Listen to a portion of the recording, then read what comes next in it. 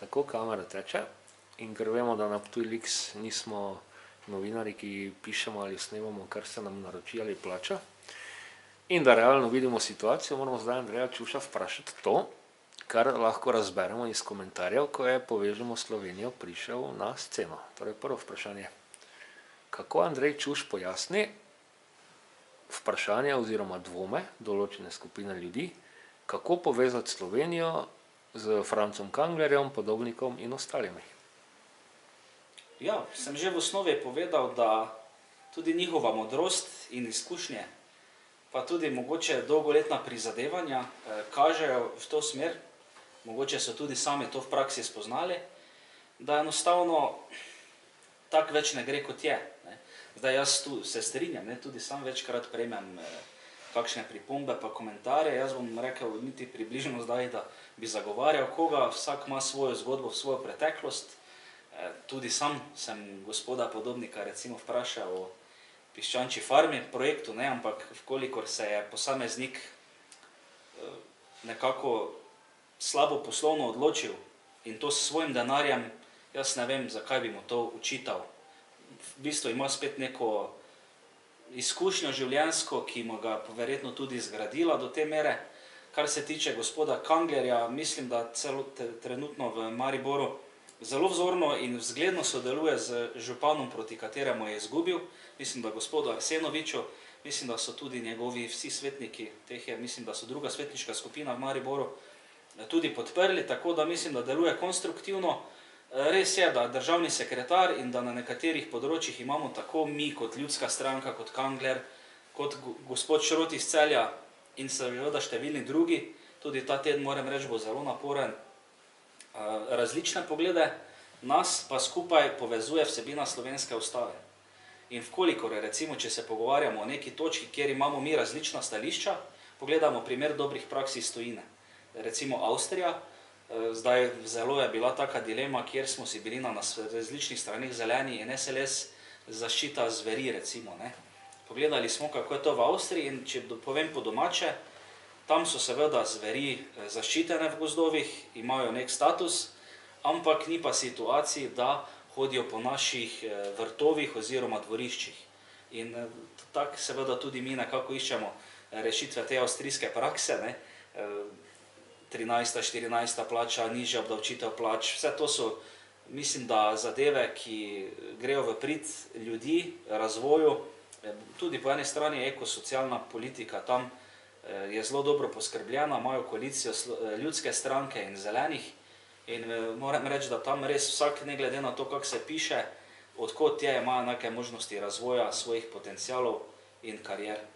Zdaj na tem mestu dodam, preden grem na drugo vprašanje, jaz sem več let živel v Avstriji, pa poslovno sodelujem z Avstrijo in redno tudi obiskujem Avstrijo in bodimo odkriti, kakršnikoli znajo Avstrijci biti malo hecni v privat življenju, ampak sistem pa tam laufa v nulo, že samo ko prideš denimo v takem odročnem kraju, kot je Cmurek, samo prek meje, pa primerjaš asfalt in ostalo, ti je jasno, da so stoletje pred nami.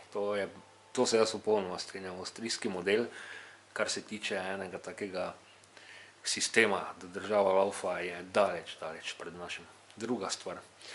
Med komentarji pod temi objavami, ki jih Andrej Čuš ima na Facebooku, smo videli, to bo pa samo satelit SDS in tu se ustavijo, nekateri ne berejo dalje. Kako pojasniti to? Bo satelit SDS ali ne? Če bi bil satelit, potem bi po moje bilo najboljše, da bi še danes ostal v SDS-u. Kakorkoli pa gledamo, jaz še vedno imam odprt sodni spor z bivšo stranko na sodišču. Zdaj na prvi stopnji je primer zaključen, ni še pravnomočno, glede na izkušnje drugega poslanskega kolega Zvonka Laha iz Mirne Peči, ki je dobil podobno sodbo, se pritožil na Vrhovno sodišče in Vrhovno sodišče to vzelo v revizijo in Vrhovno sodišče nekako vzame v revizijo samo 1% primerov še tone. Torej nekako bom rekel, da tudi sam izhajam, gledajte, politično sem za to že odgovarjal, zdaj da bi pa finančno za to odgovarjal, pa mislim, da tega v ustavi ali pa mislim, da v zakonodaji niti ni.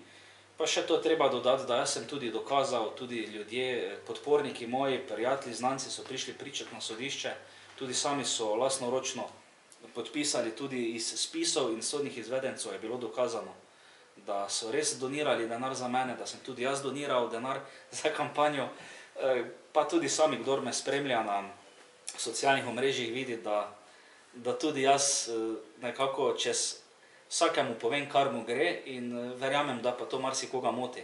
Jaz izhajam iz tega, da imam neke politične izkušnje, bil sem član SDS-a, tega se ne sramujem, ne?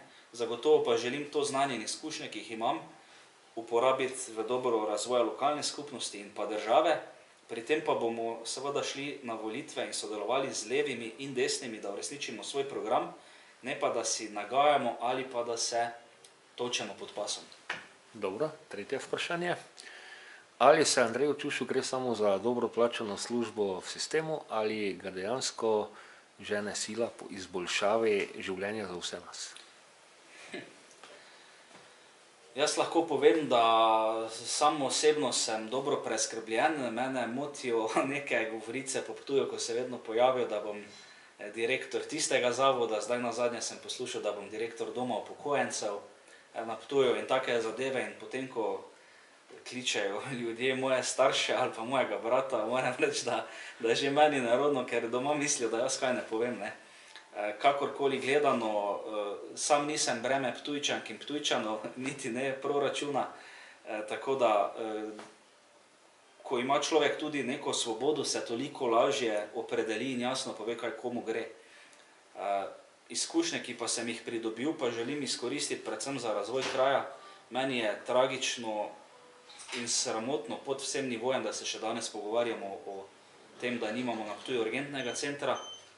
Moram povedati, da me tudi žalosti odziv, ko sem se nekako javno nekaj povedal, kar me moti, pa že vsi udarijo sistem po tebi. Ne, jaz mislim, gledajte, 1 milijon v proračunu zagotoviti, ne vem, potem gospodarsko-logistična cona na Ptuju, prehiteva nas Ormož, prehitevajo nas Markovci, Gorišnica, stanovanjska politika na Ptuju, rajši o tem sploh ne bi govoril, ne, ampak ko človek kaj pove na glas in ko to nekomu ali pa centru moči ne paše, jaz pač tudi povem, da po 2 letih mandata na Ptuju malo sem razočaran. Seveda delamo koliko lahko in sem ponosen na našo svetniško skupino. Mislim, da tudi vsak vidi, da vseh 6 svetnikov dela, tako v obliki pobud. Potem pa slišimo od ljudi, ki so v mestnem svetu 20-25 let, da moramo omejevati svetniške pobude, ne. Glej ga za vraga, saj ni čudno, da smo najslabše razvita mestna občina v Sloveniji, če pa tisti ljudje, ki so že noter, pa jih zelo spoštujem, 25 ali pa 20 let, potem pa bi radi manj delali kot več, me ne čudi, kje smo, in to želim spremeniti. Te pa za zaključek še vprašanje tako, ali je Andrej Čuš človek, ki zameri, če ga kdo zaradi njegovega političnega ali nasploh njegove pojavnosti kritizira? Goji Andrej Čuš zamere? Priznam, da sem v preteklosti večkrat odreagiral v kakšni situaciji morda neprimerno ali osebno in se za to opravičujem. Jaz to jasno povem in tudi vsem kolegom, znancem, tudi javno napišem kdaj, ne. Želim pa, da bi imeli enake vatle za vse. Tudi moram reči, da sem zelo mlad prišel v neki javni svet politike, nastopanja in mogoče naivno mislil, da smo ljudje neka skupnost in da vsi si želimo pomagati in delati za dobro, ne. Ampak vidim po drugi strani, da pa so neke vrednote, kot so nesodelovanje, favšija, onemogočanje, žal ponekod v večini napram drugim dobrim, ne. In mogoče nas potem to tudi nekako poslabša tudi druge, ki želimo delati kaj več, ne. In jaz moram reči, da sem se tudi sam izkušnje, ki sem jih dobil v zadnjih letih, nekako moram reči, sem popolnoma pomirjen in ne gojim zamer do nikogar, tudi do bivšega predsednika, do predsednika bivše stranke, tudi na Ptuju Ilekso sem kdaj kako dobil, moram povedati, ne. Do Fonza je kakšna zamera? Fonzi ne, Fonzo bi na špricar šli, ne, samo ko bojo odprli. Moram reči, da sam tudi trenutno sem zelo pomirjen, malo sem spet neke življenjske navade spremenil, malo sem tudi več športa vključil v to življenje. Tako da jaz res kjerkoli je kar bilo, moram reči, da se tega zavedam. se želim izboljšati, imam tudi nekaj prijateljev, ki mi to direkt povejo. So pa to neke izkušnje, ki jih moraš občutiti na lastni koži, ne.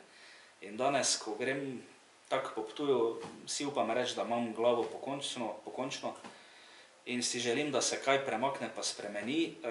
Izhajam pa iz teh izkušenj, ki politiki niso bile samo dobre, so bile tudi slabe, so me izoblikovale, da danes tudi mi dva tukaj sedimo.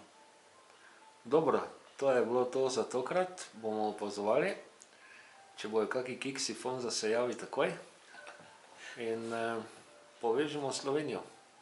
In Ptuj.